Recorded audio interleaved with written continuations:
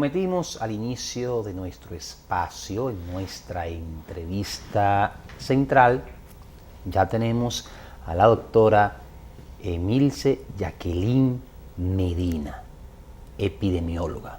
Con ella vamos a conversar sobre las diferentes infecciones, enfermedades que a los países tropicales como el nuestro nos afectan después de las lluvias.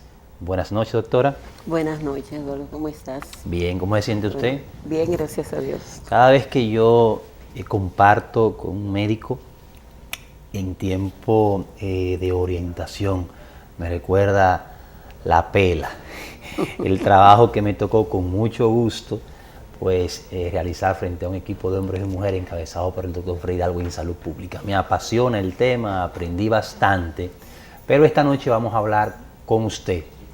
Yo pregunto y usted responde para, como dice el nombre de nuestro espacio, orientar a nuestra teleaudiencia. Doctora, comencemos citando, ¿qué le parece las principales enfermedades que guardan relación con el después de las lluvias, después que pasan las lluvias? Así es. ¿Cuáles son esas enfermedades? Son un sinnúmero de enfermedades, sobre todo las transmitidas por el agua, donde la población tiene que tomar mucha conciencia sobre los riesgos de padecer estas enfermedades. De las primeras que podemos estar hablando son las dermatitis, porque todo el agua está contaminada, la gente camina dentro de ella, muchas veces descalza, corriendo el riesgo, entonces de adquirir otra como es la leptospirosis. La leptospirosis tiene dos puertas de entrada. Primero por la boca, con los alimentos contaminados con la materia fecal y la orina de las ratas que se ahogan en todas las inundaciones. Y obviamente se descomponen y salen y liberan todo lo que tienen en su interior. Luego con las dermatitis es que las personas se hieren, el contacto con el agua le produce mucha irritación en la piel y si se hacen alguna herida también puede entrar la leptospira por ahí. De manera que las infecciones respiratorias que inmediatamente aparecen porque se produce lo que es un hacinamiento en la población. La gente busca de manera de guarecerse en lugares más seguros y realmente a veces se van a donde familiares, otras veces albergue, y el conglomerado de personas pues facilita la transmisión de muchos microorganismos que se transmiten a través de las vías aéreas. El toser, el estornudar, la población no tiene hábitos ni costumbre de estornudar adecuadamente y mucho menos de toser. Hay personas que estornudan y hacen mucha gracia y en el estornudo se van miles y miles de microorganismos que tenemos en la orofaringe. Y así, después de las lluvias, como decías tú, eso dentro de las lluvias y después de las lluvias, pues pueden aparecer también las enfermedades transmitidas por vectores, de las cuales tenemos 4 de manera activa en el país. Claro, hacen su pico de acuerdo a las facilidades que le proporciona el medio ambiente, como el caso, primero el dengue, el chikungunya, el zika y la malaria, que en estos momentos estoy viendo información del señor ministro de Salud, el doctor Sánchez Cárdenas, de que hay un brote en los Alcarrizos, o sea, cuando la malaria traspasa la frontera de las zonas rurales, es peligroso, muy peligroso, porque no tiene que viajar grandes distancias el mosquito infectado con el plasmodium para pasarle la enfermedad de un enfermo a un sano. Y la reproducción es rápida, porque las condiciones las deja precisamente el periodo de lluvia. El mosquito del paludismo se cría más en aguas que estén contaminadas con organismos orgánicos, como en la maleza, las hojas que caen de los árboles, y encuentran ahí su medio adecuado, como digo yo, su medio de cultivo para reproducirse rápidamente.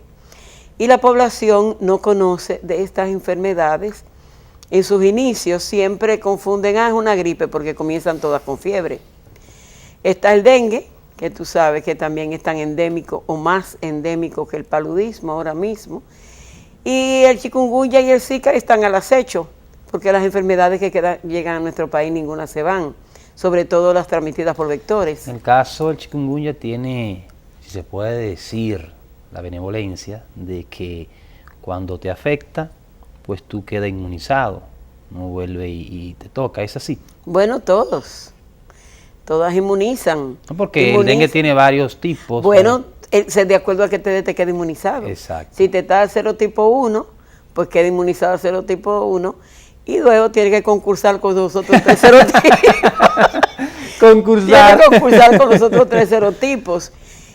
Para quedar inmunizado totalmente tiene que padecer el dengue por los diferentes serotipos, pero generalmente lo que más circulan son el 1 y el 2. Ya que usted recuerda, doctora, la información confirmada por las autoridades de salud pública de la presencia de un brote de malaria, vamos a recordar al público en qué consiste esta enfermedad, cómo se manifiesta esta enfermedad, qué debe hacer, cómo identificar esos primeros síntomas.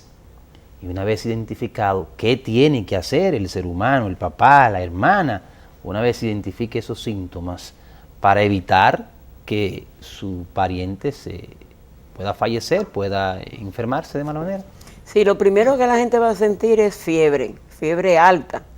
La malaria, fue víctima de la malaria a los 7 años de edad, entonces con mucha propiedad puedo decirte lo que se siente. Fiebre alta, malestar general, un dolor de cabeza frontal, porque cada enfermedad tiene su característica para dar la cefalea. Esta enfermedad no produce dolor articular, pero sí malestar general en todo el cuerpo, vómitos, diarreas, y la característica más importante del paludismo o malaria es que después que baja la fiebre, viene un escalofrío, una sudoración profusa, que científicamente se llama diaforesis, y posteriormente sobreviene un fuerte escalofrío que hay que ponerle todas las corchas y todas las sábanas que aparezcan. Entonces, repitamos los síntomas: fiebre alta, dolor de cabeza, vómito, malestar en sentido general, diarrea. ¿Y cuando pasa la fiebre, decía usted? Un fuerte escalofrío. Un fuerte escalofrío. La enfermedad que los da sin lugar a duda y sin perdernos con el diagnóstico es la malaria. Eso no quiere decir que las otras no la den, pero el de la malaria es inconfundible. Entonces, ante el primer síntoma, que es la fiebre, lo recomendable es que la gente acuda al centro de salud más cercano. Claro, que no comiencen a medicarse, porque las 4 transmitidas por el Aedes, las 3 transmitidas por el Aedes aegypti, que es el dengue, el Zika y el chikungunya, pues pueden confundirse con la malaria en sus inicios. Y la malaria es transmitida por el mosquito anófeles, no solamente en los alcarrizos. Hace tiempo que hay un brote en la ciénaga. Lo que pasa es que no ha tenido la magnitud que ha tenido en los alcarrizos. ¿Y las autoridades de salud pública no han dado a conocer ese brote, no lo han confirmado? Bueno, lo que pasa es que cuando no sobrepasa los límites de lo esperado, no se anuncia para que la gente no se alarme. Pero realmente la malaria es una enfermedad que cuando ya adquiere aspectos de una evolución grave, puede matar a la gente porque se va al cerebro y la malaria cerebral es muy peligrosa si no se diagnostica a tiempo. La letalidad, los grados los porcentajes de letalidad de esta enfermedad. La letalidad es baja si se diagnostica a tiempo y si se acude temprano al médico. Y hay que tener doble suerte, ¿verdad? Ir al médico y que el médico sepa diagnosticarla. ¿No? Y además que tenga la capacidad de hacer el diagnóstico diferencial con las demás enfermedades transmitidas por vectores. Porque es peligrosísimo el que se comience a tratar una malaria y sea un dengue. Muy peligroso, porque el dengue mata más rápido que la malaria. ¿Y cree usted, doctora, que ya hemos avanzado, que nuestros médicos, hay un protocolo para eso, inclusive, ya saben aplicar el diagnóstico diferencial? Bueno, yo creo que sí, porque ya con la experiencia que hemos tenido a través de los años, aquí la malaria se ha controlado significativamente, pero hay periodos del año sobre todo después de la lluvia, donde la malaria hace su pico y se exacerba. Nosotros hemos tenido la suerte, no voy a decir, sino que a través del control que ha tenido esta enfermedad, hemos sido premiados por la Organización Mundial de la Salud a través de la Oficina Panamericana de la Salud, 3 veces como campeón de la malaria. Sí, así es. Ahora mismo el CENSET, el Centro Nacional ¿Usted conoce al doctor Cuello? Sí, pero el doctor Cuello ya no es. Yo sé, pero que usted lo conoce. Sí, perfectamente. A Solís. Somos salubristas. Saludos para ellos. Solís dice que yo soy su madre, tú ves. Porque realmente Solís entró al CENSET siendo yo directora y Raquel del SNEN en no ese se cansa momento. Esa señora. ¿Quién? No, Raquel no se cansa. No, esa es una estrella. ¡Wow! Raquel es un epidemiólogo. Raquel es la directora de epidemiología del 24/7. ¡Wow! ¡Cuántas yo fuerzas! Yo le admiro mucho y ha hecho un trabajo extraordinario. Así es. Con mucha coherencia, porque no informa lo que no debe informar, porque nosotros tenemos que ser cuidadosos. Aquí la población, tú le dices que hay un brote epidémico de algo y ya cree que hay que salir corriendo. Todo depende. Lo que tenemos no es que salir corriendo, sino aplicar las medidas que recomienda el Ministerio de Salud a través de la Dirección General de Epidemiología, que son los responsables de llevar la información a la población en términos de las medidas preventivas a tomar. El mosquito que transmite la malaria, a diferencia de la Aedes aegypti, no se cría en agua limpia acumulada, estancada. Entonces eso deja a la población sin el mecanismo frente a la Aedes aegypti de, bueno, yo limpio mi patio, no acumulo agua, tapo bien mi tanque, le unto cloro y lo tapo. ¿Cómo puede el ciudadano, el jefe de hogar, cómo puede la barriada contribuir frente a un brote de la malaria? Bueno, la malaria, como bien tú lo expresas, es una enfermedad que el mosquito no se cría en aguas limpias, se cría en aguas estancadas después de una lluvia.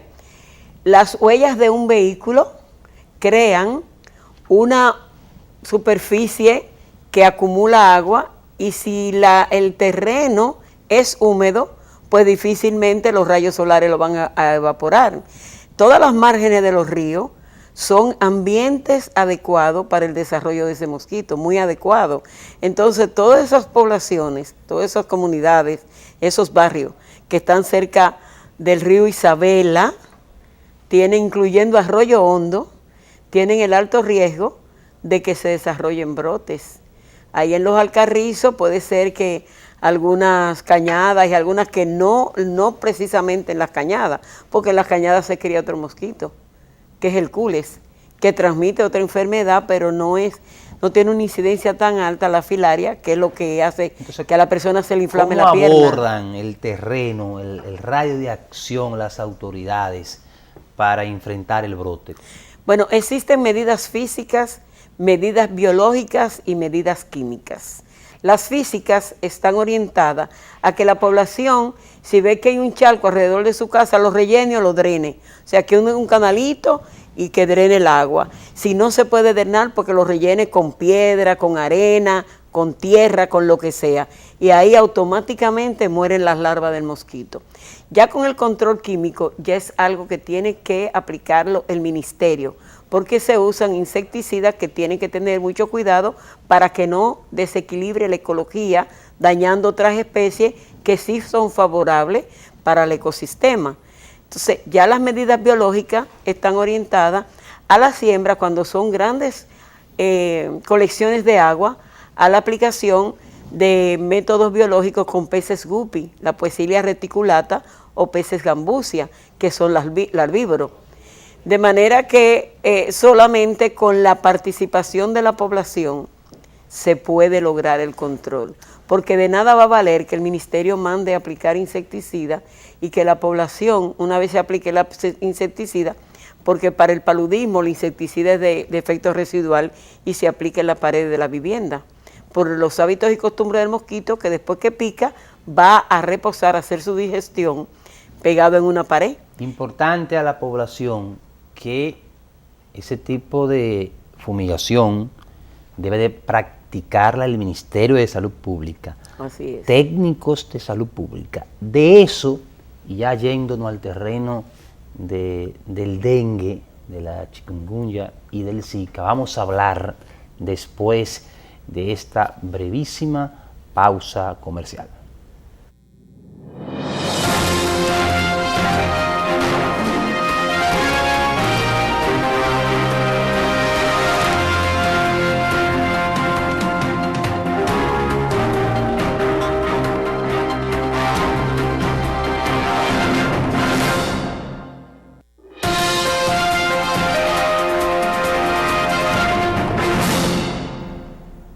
Continuamos con la doctora Jacqueline Medina, epidemióloga. Doctora, vamos a cerrar el tema de las recomendaciones para enfrentar la presencia de la malaria. Ya hablamos de que solamente los técnicos del Ministerio de Salud Pública pueden aplicar la fumigación para contrarrestar esta enfermedad y de los métodos físicos. Físicos, químicos, el insecticida. Químico, el insecticida. El físico es el relleno de las colecciones superficiales de agua. Es la aplicación de peces guppy, peces larvívoros, o guppy o gambusia. La Poecilia reticulata es el conocido guppy, que los muchachitos los compran para poner en su pecera para que se coman las larvas y no le ensucien el agua. Entonces, asimismo, se usa también en el ambiente. Se colocan en los ríos, riachuelos. Correcto, hasta en tanques a veces. Hasta en tanques, sí, en los tanques. Claro, ya para el control de la Aedes aegypti, que tiene otro comportamiento diferente al anófeles. Aquí el que predomina es el anófeles albimano en la transmisión de la malaria. Y gracias a Dios tenemos un solo plasmodium, que es el falciparum, pero a la vez es el más grave, es el que mata. Doctora, los síntomas del dengue, que es la más peligrosa de las enfermedades transmitidas por vectores. Por vectores, porque es la que más muertes causa. Así es. Los síntomas del dengue, vamos a reiterárselo a la población. Bueno, ya los síntomas del dengue también fiebre, es lo primero que aparece, dolor de cabeza, puede aparecerle a la persona un rash en la piel, o en un momento se puede estar cepillando y sangrar de las encías, o tener también otras manifestaciones hemorrágicas, pero ya cuando el dengue se torna grave, porque hay un dengue grave y un dengue no grave. El grave también produce mucho dolor de cabeza, ese sí da dolor en el cuerpo. Por eso le han llamado tradicionalmente fiebre quiebra hueso o rompehueso, porque da mucho dolor en las articulaciones. Un dolor diferente al del chikungunya y al del Zika, porque el chikungunya produce inflamación, pero el dolor articular del dengue no produce inflamación. Entonces también va a depender de las condiciones de cada individuo, porque el dengue se trata de manera sintomática, de acuerdo a lo que se sienta la persona, porque no hay una cura efectiva para el dengue, sino usar medicamentos dirigidos primero a bajar la fiebre, que jamás puede ser aspirina, porque la aspirina produce fragilidad vascular y conlleva a exacerbar ya el daño de ruptura de vasos sanguíneos que produce el dengue. Entonces, en lugar de mejorar, va a complicar la situación si la gente usa aspirina. La recomendación de no automedicarse continúa siendo importante, ¿verdad? Hay una recomendación de parte de las autoridades para la población. Claro, porque lamentablemente todo el dominicano cree que es médico. O si no, mira, yo tomaba eso y me dieron esto y tómatelo tú que te va a hacer bien. Totalmente errada la recomendación, el que tú puedes tomar lo que yo puedo tomar. Cada uno de nosotros somos seres totalmente diferentes para respuesta a las agresiones de las diferentes enfermedades. La gente conoció, y vaya de qué manera, el chikungunya en la República Dominicana. Sabemos que esta enfermedad, que el Zika y el dengue, la transmite un mismo mosquito, el Aedes aegypti, que se cría en agua limpia estancada. Es un mosquito con parón. Cuéntenos, no es estancada, es almacenada. Almacenada. Cuéntenos sobre el Zika, los síntomas del Zika y la diferencia ya con el dengue. Bueno, ya el Zika es más engañoso, porque se torna parecido al chikungunya y parecido al dengue. Una combinación. Una combinación. Entonces también con el Zika se siente malestar general, Pero lo grave del Zika es realmente que deja secuelas por mucho tiempo y afecta el sistema nervioso central, que los otros no afectan tan rápidamente el sistema nervioso central, colocando a la persona en un síndrome de Guillain-Barré que le produce una parálisis en los miembros inferiores. Y además tengo entendido que se transmite de persona a persona. No, a través jamás. Ninguna de las transmitidas por vectores se transmite de persona a persona, solo a través de una transfusión sanguínea, pero como los bancos de sangre y todo el que trabaja con procedimientos que tienen que ver con transfusión sanguínea tienen que tener previamente un análisis de laboratorio donde las primeras pruebas que se hacen, lógicamente, son sobre aquellas enfermedades transmitidas por vectores. Se creyó en un momento que a través de las relaciones sexuales, a eso me refiero. Ahí tiene razón. Lo que pasa que ese tipo de transmisión aquí no fue muy frecuente, pero sí en otros países, sí, a través del semen se puede transmitir, pero no es lo más frecuente. No es imposible, pero puede ocurrir. Entonces ahí sí se puede hablar de persona a persona, porque se mantiene mucho tiempo el virus del Zika circulando en el organismo. Doctora, el público más vulnerable dentro de la población, mujer, hombre, anciano, niño, frente a estas enfermedades transmitidas por el mosquito Aedes aegypti. Te voy a cambiar el término vulnerable por susceptible. Susceptible. O de mayor riesgo. O de mayor riesgo, sí. Sí, correcto. El más susceptible siempre son los niños, porque tienen un sistema inmunológico inmaduro. Nosotros, tú y yo, en algún momento hemos tenido la oportunidad de entrar en contacto con uno de esos virus, sobre todo del dengue. Y, como te decía anteriormente, pues quedamos inmunizados si no presentamos la enfermedad de manera clínica, de manera manifiesta. Muchas de esas enfermedades, la mayoría lo padecemos de manera asintomática, o sea, nos da un malestar. Todo el mundo, cuando entra un cuerpo extraño a su organismo, se da cuenta. Lo que pasa que si no saben de medicina, no puede saber que fue que entró o un virus de la gripe, o un virus del Zika, o el virus del dengue, o el virus del chikungunya. Ahora bien, el chikungunya no pasa desapercibido por las manifestaciones grotescas que produce, pero nosotros casi todo nos ha dado dengue y no nos damos cuenta, porque comienza con un proceso como un malestar de gripe, y así uno me voy a tomar un analgésico, un acetaminofén, que no hace daño cuando se trata de dengue, o con el mismo Zika, no me pasó, o un rash. Entonces la gente siempre piensa que es una alergia a algo que ha comido, pero cuando ya se torna grave, ya no solamente rash, sino manchas negruzcas por las rupturas de vasos sanguíneos que producen equimosis. Podemos decir, doctora, que hay una medida vital que es transversal entre estas enfermedades transmitidas por la Aedes aegypti que deben de tomar los padres, los ciudadanos en sentido general, y me refiero es que la fiebre, identifica la fiebre, hay que ir al médico. En todas hay que ir al médico, porque es que la automedicación nunca conlleva algo bueno, porque de repente tú no necesitabas ese medicamento sino otro, y la fiebre deshidrata. Una fiebre en un niño lo puede deshidratar en menos de 24 horas. Entonces, no esperes en la casa a que se te deshidrate y llevarlo en otras condiciones, porque ya una deshidratación complica el sistema urinario, complica el sistema cardiovascular, complica el sistema respiratorio. Entonces ya lo que tú estás llevando es una persona a que el médico tenga que hacer un diagnóstico ya tardío y por ende comenzar un tratamiento también tardío. ¿Y cómo identifica el médico el dengue? ¿Cómo lo identifica? ¿A través de qué paso, de qué mecanismo? Bueno, primero las manifestaciones clínicas y las pruebas serológicas. La IgM, sí, en el hemograma, la serología ayuda, y además el conteo de las plaquetas. No en todos bajan las plaquetas. Las plaquetas sí pueden disminuir un poco, pero significativamente en el que baja la plaqueta rápidamente es en el dengue.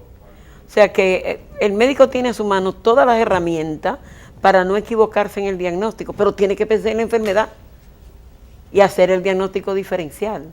Porque si me tratas un dengue como chikungunya, vas a tener una muerte segura. Repita eso. Si tú me tratas un dengue como si fuera chikungunya, vas a tener una muerte rápida. Wow. Porque te estás descuidando en todo lo que desencadena fisiológicamente el proceso de la instalación del virus del dengue. Y en países que han habido grandes epidemias, pues fallece mucha gente. En países que tienen más avance científico que nosotros, como es el caso de Cuba. Aquí tenemos la experiencia del 2015, 113 muertos, en el 2013 hubo una alta letalidad también por causa Siempre hay dengue. De dengue, y hay picos epidémicos Siempre hay previamente dengue. Identificados. Siempre en todo el periodo del año hay dengue. Lo que pasa es que tiene sus altas y sus bajas y tiene un comportamiento cíclico. O sea, tiene 2 años sí, 2 años no, un año sí, un año no. Varía de acuerdo a las condiciones del medio ambiente. El público de Tiempo de Orientación y el país tiene entre ceja y ceja, como decimos. El dominicano tiene entre ceja y ceja que la fumigación resuelve el problema de las enfermedades transmitidas por vectores.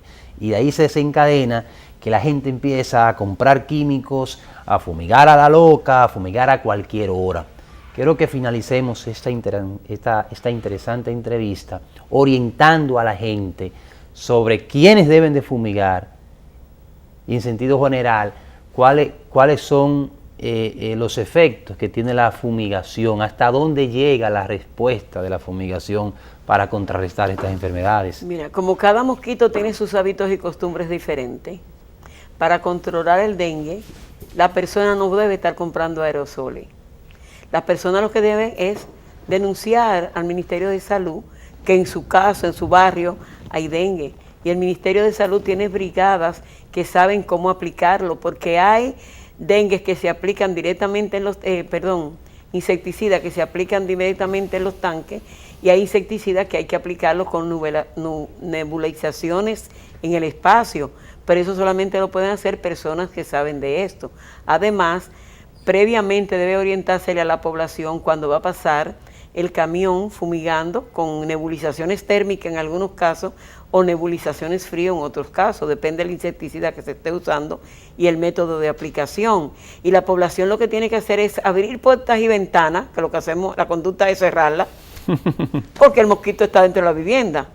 Y lo que trata es de que ese insecticida penetre con el gas a todos los espacios de la vivienda, y cuando el mosquito siente el insecticida, por irritación, sale, y cuando aletea, entra en contacto con una de las gotitas que van dispersas en esos aerosoles, y ahí muere. El mosquito que está volando, porque el huevo Eso no lo no maneja. Se mata con la fumigación. La población. Por eso tiene que matarlo la población untando tanques sobre los márgenes superiores del agua, untando cloro a los tanques sobre los márgenes superiores del agua y tapándolo bien. Eso solamente cuando la densidad es baja. Sí. Cuando la densidad es alta, no vale ese cloro untado que tapado, porque hay que garantizar que ese tanque se va a quedar tapado y la mosquito hembra no vaya a depositar su huevecillo. O sea, es una guerra que tenemos que establecer los seres humanos contra los mosquitos. Es problema de población. Doctora, se nos agotó el tiempo. Muchísimas gracias por estar con nosotros. Oportunas sus orientaciones.